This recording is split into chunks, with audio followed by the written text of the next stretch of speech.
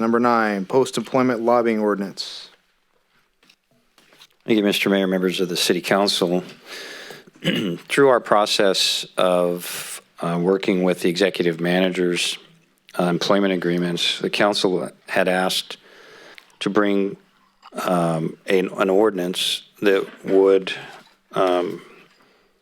apply to department heads regarding post-employment lobbying. Currently, under state law, city managers and all elected officials are already required to follow the post-employment lobbying rules of the state, also known as the Revolving Door Act. This would, this local ordinance that would have to be approved by the City Council would extend that, essentially the same law, to our executive managers, which are our department heads: Fire Chief, Police Chief, Public Works Director, Development Services Director, Human Resources Director, and Community Services Director. So this would be the first reading and consideration of this ordinance, which essentially requires that there is a waiting period of 1 year before an employee who separated from the city could return to the city council, the city government, and lobby on behalf of a third-party client.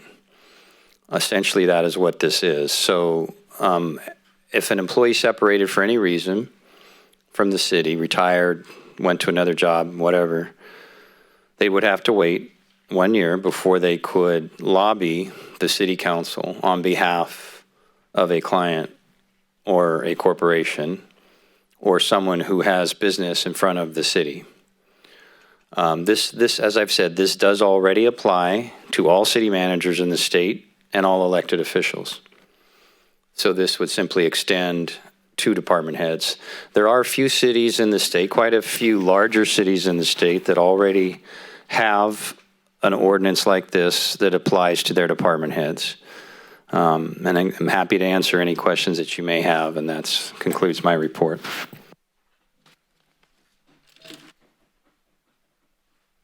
Anybody have any questions? Should open it up to the public first.